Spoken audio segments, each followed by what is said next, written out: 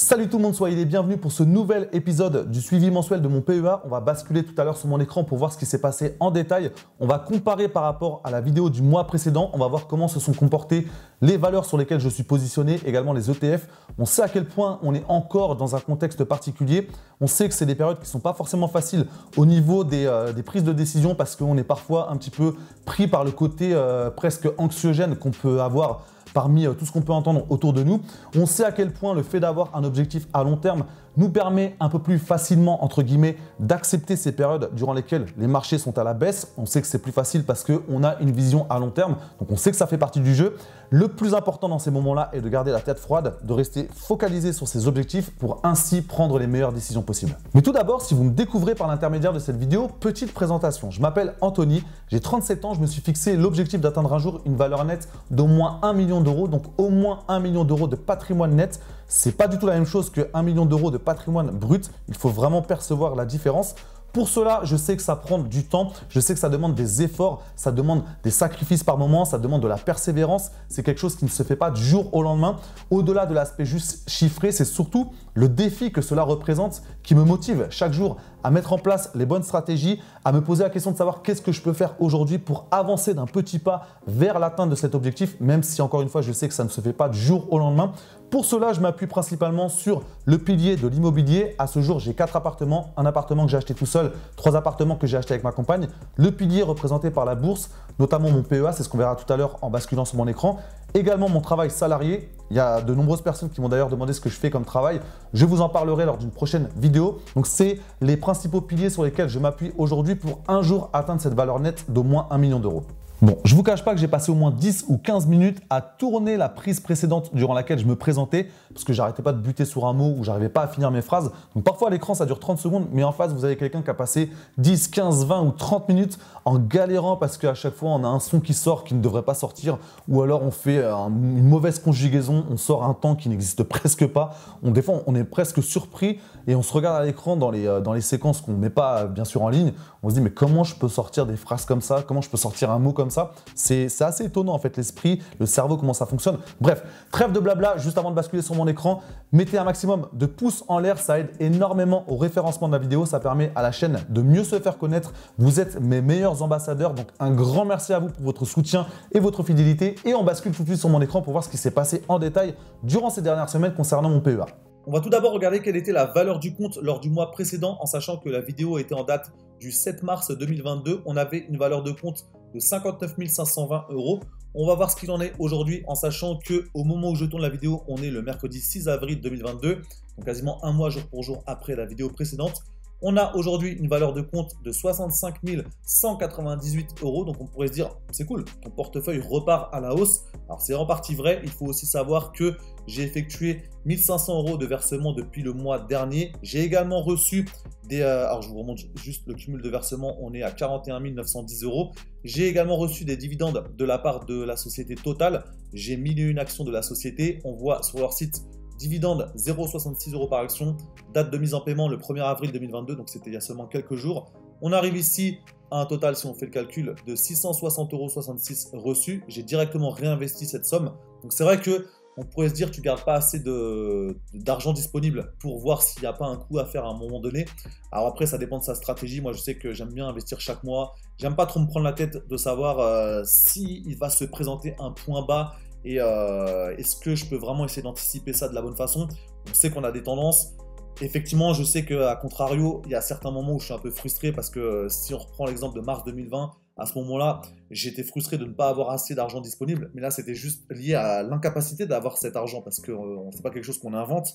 Donc après, on peut parfois anticiper certains creux qu'il va y avoir dans le marché. Mais à ce moment-là, si on n'a de toute façon pas d'argent disponible ailleurs, le résultat sera le même, on ne pourra pas investir plus massivement. Mais c'est vrai que quand on parle parfois avec des personnes qui sont plus avancées que nous, qui peuvent faire parfois des arbitrages sur les semaines ou les mois précédents parce qu'ils sentent qu'on est vraiment sur une tendance qui va partir à la baisse, c'est des choses qu'ils sont capables de faire, mais ça, on est quand même sur des choses plus avancées. On progresse à son rythme, le plus important est d'être en phase avec sa stratégie. Au niveau de maintenant des différentes actions, on va regarder en détail. Donc si on prend AXA, on voit ici que le prix actuel est de 25,41 €. Le mois dernier, on était à 21,90 €. Donc là, on est reparti à la hausse sur cette action. Danone, c'est la seule action que j'ai dans le rouge pour l'instant. Donc là, on est sur un prix actuel de 50,12 €. Le mois dernier, on était à 47,60 €. Donc on a rattrapé un petit peu de retard, mais on est encore dans le négatif. Au niveau de la société LVMH, j'ai racheté une deuxième action par rapport au mois dernier. Donc de mémoire, j'ai acheté l'action le 9 mars parce que j'estimais qu'il y avait c'était un bon point d'entrée en fait pour racheter une deuxième action. Après, c'est clair que comme c'est des actions qui coûtent quasiment 600 €, déjà, quand on en achète une, on est content parce que ça engage déjà une certaine somme. Donc là, à ce jour, j'ai deux actions avec un prix actuel de l'action à 633,30 €. Le mois dernier, on était à 562 €. Donc là, ça a bien progressé par rapport au mois dernier. Total, on est aujourd'hui à 45,71 €. Le mois dernier, on était à 43,99 €. Donc là aussi, ça a un petit peu progressé. Au niveau de Veolia, on est aujourd'hui à 27,10 €. Le mois dernier, on était à 23,37 €, donc pareil, c'est reparti à la hausse. Et enfin, Vinci, il ne me reste plus qu'une action. Le prix actuel, 85,66 € et le prix du mois dernier, 83,06 €.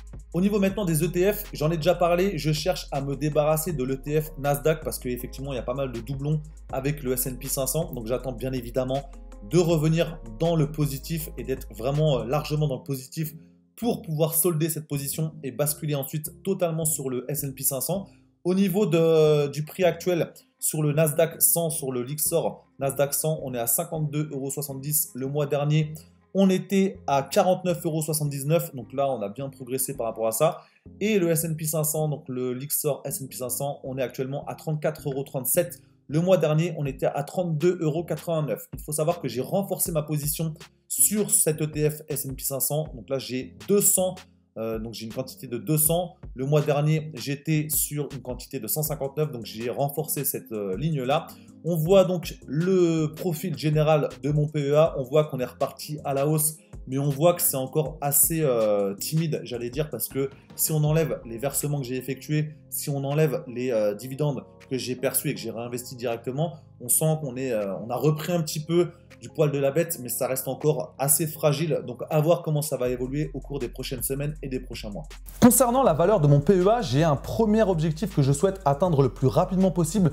Un premier pas vers l'atteinte des objectifs plus ambitieux, c'est atteindre la barre des 100 000 € de valeur de PEA. Donc ça, c'est vraiment quelque chose qui me pousse au quotidien, qui me challenge, qui me booste, qui me pousse à prendre les bonnes décisions, à aussi me creuser la cervelle pour savoir comment augmenter mes revenus parce que on en a déjà parlé lors de la vidéo budget, la vidéo précédente. C'est forcément par là qu'il faut passer parce que si on a fait ce qu'il faut pour maîtriser ses dépenses, on sait que mécaniquement, si on augmente ses revenus, on va avoir de l'argent excédentaire qu'on va pouvoir investir. Et si en plus on a les bonnes connaissances pour investir de la bonne façon son argent, on sait qu'ensuite on va enclencher un fameux cercle vertueux. Donc c'est ce fameux effet boule de neige qui va permettre d'accélérer le processus au fur et à mesure des mois et des années. Donc en ce moment, je suis à fond là-dedans. C'est vrai que j'aime bien me fixer des objectifs en termes de chiffres. Donc là, 100 000 €, première étape à atteindre en termes de valeur de mon PEA. Dites-moi également comment vous gérez l'aspect mental parce que ça, c'est quelque chose de fondamental, d'essentiel. Ça détermine au moins 80% de notre réussite dans n'importe quel domaine. Comment vous gérez les moments où vous avez un petit coup de mou? Parce qu'on reste tous des êtres humains. Il y a forcément des moments où on est moins motivé. Comment vous faites dans ces moments-là? Est-ce que vous arrivez à quand même faire ce qu'il faut, à quand même travailler sur l'atteinte de vos objectifs ou est-ce que vous avez tendance à un petit peu vous laisser aller et c'est quelque chose que vous regrettez par la suite parce que peut-être qu'au bout d'un certain temps, certaines semaines, certains mois, vous vous dites « j'ai l'impression d'avoir perdu du temps, j'ai l'impression d'être parti dans un mauvais chemin, dans le chemin de la facilité ».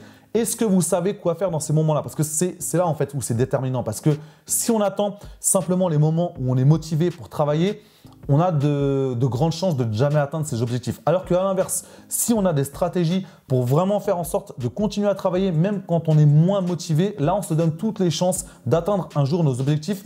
En tout cas, dans le domaine financier, c'est ce qu'on aborde aujourd'hui, mais également dans les autres domaines. Je vous donne juste une dernière chose par rapport à ça pour terminer cette vidéo.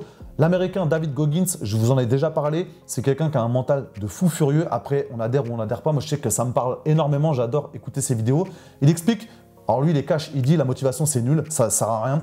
Il explique que le premier niveau, donc il y a 3 niveaux, c'est le premier niveau, la motivation, deuxième niveau, la discipline, troisième niveau, l'obsession. Lorsqu'on atteint le stade de l'obsession, on est comme un missile à tête chercheuse, on ne lâche rien, on est un fou furieux et chaque jour on fait ce qu'il faut, qu'on soit motivé ou pas motivé parce qu'on sait que c'est quelque chose qui nous prend aux tripes pour atteindre un jour notre objectif, peu importe le domaine Que ce soit financier, que ce soit la perte de poids, que ce soit un objectif d'apprendre quelque chose de nouveau. C'est vraiment comme ça qu'il faut fonctionner, être obsédé par l'atteinte d'un objectif. Pour terminer, pensez à vous abonner à la chaîne et à activer la cloche de notification pour être alerté de la sortie des prochaines vidéos, que ce soit de la bourse, d'immobilier, de la création de business, de l'état d'esprit ou des vidéos concernant le budget pour faire grossir cette communauté de personnes qui souhaitent atteindre soit la liberté financière, soit devenir millionnaire, soit devenir multimillionnaire, soit tout simplement être plus à l'aise financièrement au quotidien ou préparer sa retraite parce qu'on est vraiment sur quelque chose qui devient de plus en plus tendu. Donc un grand merci à vous pour votre soutien, votre fidélité et je vous dis à très bientôt pour la prochaine vidéo.